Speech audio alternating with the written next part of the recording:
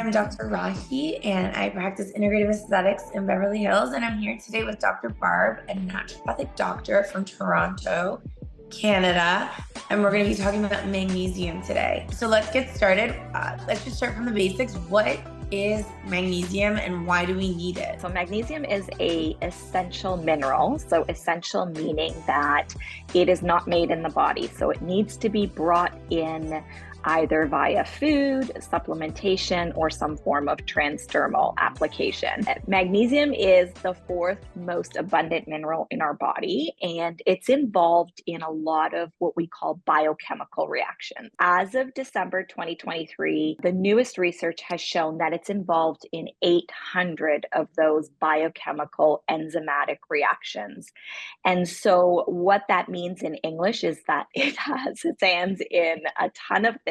It speeds up reactions. It's a cofactor for certain reactions to actually even happen. And so this is why we call it essential, because it's absolutely necessary. But it also plays such a huge role in a lot of things that go on inside the body. We don't make it, but we need to get it. That makes sense. And unfortunately, our food doesn't have enough. It doesn't support our intake of magnesium, so we can supplement. But before I get into the different types of magnesium, because there's a few, can we go over exactly what magnesium can do in the body, like the differences you'll notice and just some of the main functions that it plays? Yeah, so the big functions that it plays a role in is in our energy production. That's probably the largest thing that we see because it's essential for energy production and ATP synthesis. So, what it does is it acts as a cofactor, as I mentioned, as an enzyme for ATP synthase, which then is involved in that production of energy. So, that's a big role that magnesium plays. It also does DNA and RNA repair, right? So our genetics, it build like the building blocks of DNA and RNA are also involved with enzymes. And when we have magnesium in the proper amount, those repair processes are going to happen much more frequently, which of course is going to correct damage to genetic material and prevent like mutations that can lead to diseases such as cancer. We know it's involved in muscle and nerve function, right? So every time we have tightness or joint pain or muscle stiffness, we know that magnesium can help in that situation because it regulates muscle contractions. It modulates the activity of calcium, which is another essential mineral. And so it helps to relax muscles after contraction, helps to relax spasms and cramping and those kinds of things. We know also that it plays a role in neurotransmitter release. So it has the nervous system function. So we often hear magnesium being involved in stress and relaxation issues. So, and this is where this comes in. So it just helps to tone down the nervous system and cause a calming response. A bigger and more looked at area of health for magnesium is cardiovascular health. So it helps to maintain a regular heart rhythm. It supports proper function of channels that control the electrical activity of the heart. It has the ability to reduce the risk of arrhythmias. It regulates blood pressure, heart rate. All of these things are really, really important when it comes to cardiovascular health. We know it's great for bone health. Approximately 60% of our magnesium is stored in the bones. So it helps with structure and mineralization, and it works alongside calcium and vitamin D to build those bones and keep them strong.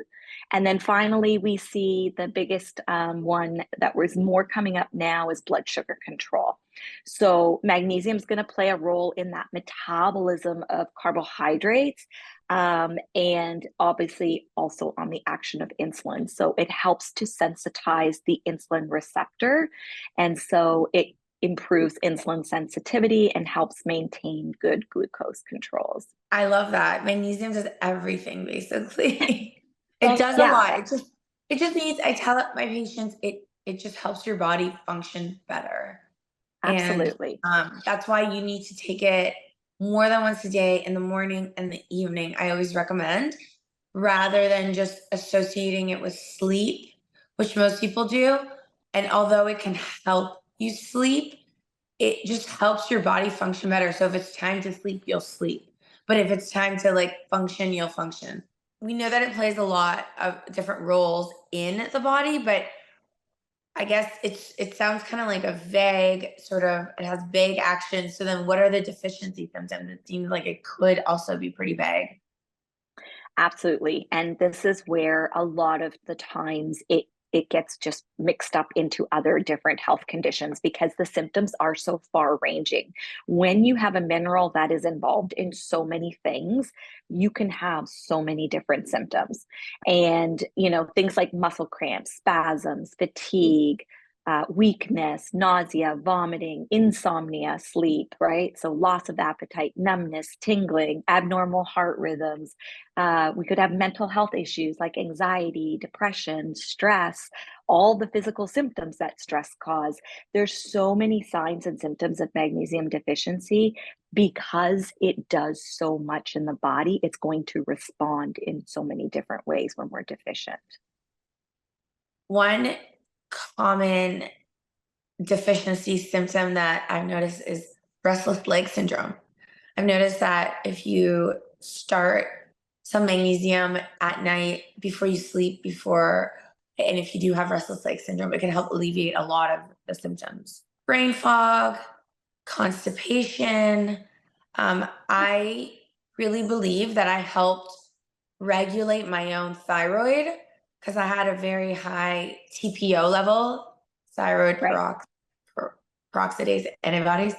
Um, and it was so high. It was so high. And it was during a period of, I was just under a lot of stress. But I'm still under a lot of stress, but my thyroid is better regulated because I think I take magnesium regularly. Right. And in that case, like when we look at what magnesium does for stress, and we have to look at it from two sides. So when we're looking at magnesium and stress, we know that magnesium is going to improve how your body deals with the physical symptoms of stress. But we also know that if you're deficient in magnesium, you are now going to have increased symptoms of physical stress. So when you were probably prior to getting on magnesium, you were under a significant amount of stress, but there wasn't enough magnesium to actually help deal with those physical stressors. And so when we start improving our magnesium levels, our body is able to actually take those physical symptoms. And in your case, this would be, antibodies, autoimmune, and improve upon that. And so there's like a two-sided kind of cycle with magnesium and some of the symptoms, same as with insulin resistance. If we are insulin resistant, we deplete our magnesium, but if we're magnesium deficient, we have insulin resistance. So it's like two sides of the coin. So it's really important that we have proper levels so that these things can run and do what they need to do. Exactly. I agree. What would you say are your top dietary sources for getting magnesium? Probably like pumpkin seeds are going to give you the best bang for your buck. They are really high in magnesium. Then leafy greens, nuts like almonds, whole grains, some brown rice, quinoa. We've got some salmon, dark chocolate, avocados. Those are probably the top dietary sources. And as you mentioned, I mean, our nutritional values of foods don't contain the minerals and nutrients that they used to. But I never try to get individuals not to use diet as part of a way of getting in their magnesium. It's always going to be good for them to include these foods and get whatever magnesium they can from them. So there's the recommended daily intake of magnesium, but I find that it's quite low relative to what we actually need. Or is it the recommended daily intake is one thing, but then the amount that we actually absorb with our supplements is another thing? So, what would you say you recommend for your patients when they come to you with magnesium deficiency? First of all, we have to think about the RDA and what it means, right? So the recommended dietary allowance amount is pretty much the minimum we need in order to prevent severe deficiency. So the current recommended dietary allowance amount is 300 to 420 milligrams for adults, and they've split that up between females and males. So males have the 420 and females are around the 300 to 320. But I have a problem with that RDA because, again, it's the minimum. And the last time they updated this was in 1997. And so when we look at how they base the recommended dietary allowance amount, it's on average body weight. And so in 1997, the average body weight was about 20-ish pounds, 20 to 30 pounds less than it is in 2022. And so in 2022, they looked at what the average body weight was of a female and a male, and then they looked at what that would mean in the RDA. And it actually meant that the RDA needed to be at least 200 milligrams for both males and females, like higher than the 300 to 420 milligrams. And so this tells us that it's likely not enough. But we also have to look at what is depleting magnesium in that individual, right? So when I look at how much I want to dose an individual for magnesium, I look at what are all the things that is in their life that is depleting the amount of magnesium that's coming into their body. And then I take that versus what the health issue is that we're trying to correct. And that's how we kind of come up with a amount. Now, sometimes in individuals, we stay within that RDA because they might have some kidney issues. That is a contraindication for magnesium. So we have to monitor that and be careful. And we usually start lower. Some people are also very sensitive, so they'll start to get the GI upset or loose bowel movements, even with the bisglycinate. So we have to start lower and then titrate up. And then some individuals, we dose much higher than the RDA, obviously, if we want to see therapeutic benefit. Yes, I agree. The other thing, I mean, obviously I don't have any studies of my own, but it's just based on my experience, like treating my patients. But I think that women arguably need the same amount, if not sometimes more. And I don't think you can necessarily divide it into what is recommended milligram dosage per sex. I think it's like what the patient is dealing with, because some women have a lot of stress, and I've seen it, a lot of anxiety, and their nervous system is completely a mess. And we also get our menstrual cycles, and so magnesium is super important for us. And I don't think that we should take a lower dose because of our size or our sex.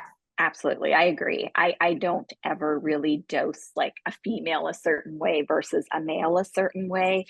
It's just how they have set up the RDA to separate genders. But you're right. I mean, females sometimes even need more. Pregnancy will take more magnesium. Breastfeeding will take more magnesium. Menopause, perimenopause, the stress, the mood changes, all of these things are going to take a lot more magnesium from the body and also use up a lot more magnesium. And there's different types of magnesium. Not all magnesiums are the same, and not all magnesiums are absorbed the same in our bodies. And I feel like in the traditional medical world, especially when you're working in the hospital, their favorite magnesium is magnesium oxide, which is actually really poorly absorbed, and it's not the best magnesium. So if you're taking magnesium oxide, you probably should listen, because there's different magnesiums that are better absorbed and will be more effective for your body. So what are your favorite magnesiums? Yeah, so oxide is less bioavailable, as you said. Like, we absorb about 5% of what we would take in for oxide. Now, sometimes people will still get benefit from taking oxide because they're so deficient that even that 5% that's coming in and being absorbed is actually doing something. Oxide, I like to use it for my severely constipated people because it's a great laxative, osmotic laxative, that is non-habit forming and can really be helpful. So that's probably its only benefit when I look at oxide. The other ones that I would more often recommend are something like a bisglycinate or a glycinate. It's kind of a nice all-around form of magnesium. It's well absorbed, it's gentle on the stomach, and it's just good for general supplementation. And clinically, it's been used in things like sleep and stress and mood, pain. It's been in joint pain, muscle tension, those kinds of things. And that's where it has clinical evidence, but I use it for a nice all-around kind of supplementation for magnesium. Then we have citrate. So citrate is also highly absorbable, but I often use it for more the digestive route. So for constipation, if it's mild to moderate constipation, I will use citrate. I use it for GERD, for gastroesophageal reflux disease. It works really well for that. There's also research that 600 milligrams of magnesium citrate is very preventative for migraines, and it's because of the citrate. So that is also something I will use at times for prevention. With citrate, we have to be a little bit more careful because it does create, obviously, a little bit more bowel issues in some individuals. So usually titrating up to a dose is necessary so that you're not having all kinds of GI upset or loose bowel movements. Then magnesium malate is another one that I like to use for my chronic fatigue patients, fibromyalgia patients, anything for muscle pain, anything for muscle tightness, joint pain.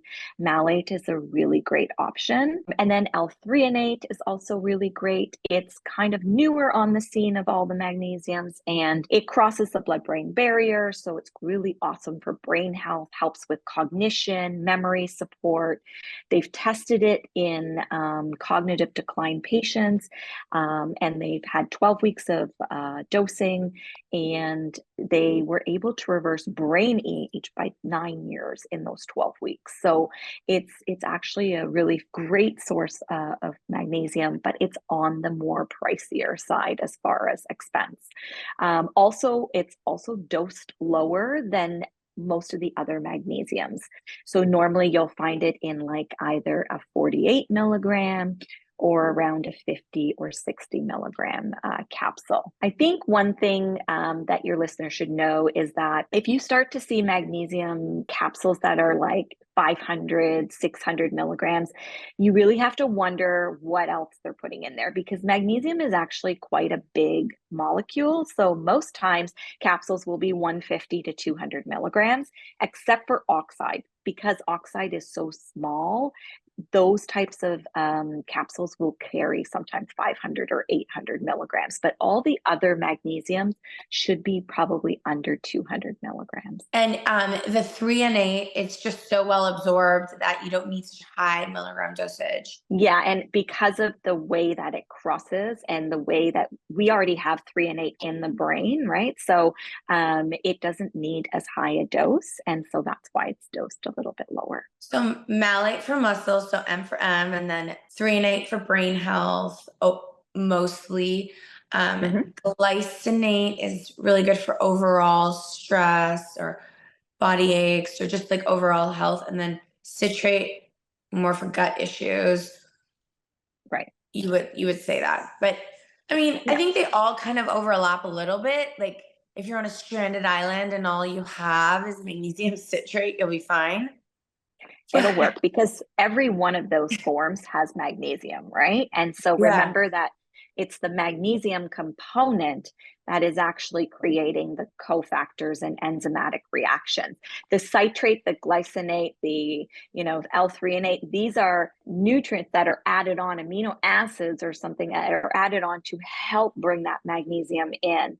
But if you had only, this is why I was saying, even people who took magnesium oxide and only because they were absorbing 5%, they were still getting 5% of magnesium, which was helping something in the body do it better. So, yeah. True, true. I don't know if it's the same as hospitals in Canada, but the last time I heard worked in a hospital here was in 2009, 2020, and they were still handing out magnesium oxide. Is that the same situation over there? Yeah, so we get most physicians here or most doctors will recommend magnesium oxide. I think it's because it's cheap, it's easily available in a pharmacy, and it's just where people can go and get it.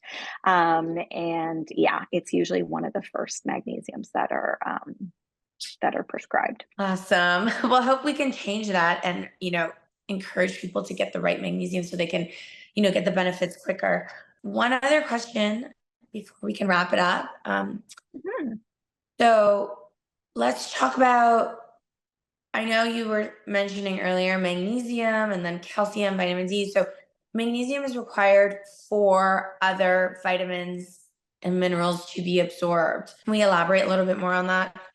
Yeah, so from the perspective of vitamin D, it's important because so a lot of people are vitamin D deficient, and it's not ironic that there's also a high magnesium deficiency rate. And so when we look at how vitamin D works in the body and how magnesium actually plays a role with vitamin D, we cannot actually activate the vitamin D that we take through whether it's drops or capsules or vitamin D3 or any active form of vitamin unless we have enough magnesium available in the system to actually activate it in the liver and the kidneys. And so this becomes really crucial because you could be taking a ton of vitamin D and it's not doing anything. It's kind of sitting in your body, it's never activated, so it can't actually do what vitamin D is supposed to do. Now, on the reverse side, if we take large doses of vitamin D, we actually deplete our magnesium. And so, when you're taking 50,000 international units of vitamin D, we are actually depleting magnesium. And those are the people that should probably be supplementing with a magnesium supplement. Because in order for all of those processes to happen, there has to be a proper balance. And when we don't have that proper balance, those things are not going to happen. Now, it's rare for the larger doses of vitamin D to deplete the magnesium. It's more common for people to take vitamin D and just not have enough magnesium. And so now their vitamin D doesn't get activated and it's actually not benefiting them. So we must have magnesium in the system in order to get vitamin D to be activated in the body. Mhm. Your D3 is active, but it's not actually activated in the body until it goes through the processes in the liver and the kidney, and those processes require magnesium. All right, so that was a lot of information on magnesium, but if somebody was needing more information, you actually wrote two books on magnesium that we can get online, correct? Yes, so I wrote two ebooks. They're digital copies, and they're available on my Instagram, which is at Dr. Barb Woegerer. But one is kind of a general guideline of, magnesium, the things it does, the food contents, how much magnesium is in certain foods. It goes over health conditions. It has some recipes. It's kind of like a general overview of magnesium, and that's called the Magic Mineral. Magnesium. And then the second book is the Magnesium Handbook, which is specifically going through every single form of magnesium, what the clinical evidence is for that form, dosages, just research from different forms. So it's a much more in-depth overview of all the different forms and which forms we kind of want to avoid, and just some tips to, making sure we're getting good supplement when we're going to purchase them. All right, thank you so much for chatting with me today about magnesium, and I'm looking forward to talking to you again.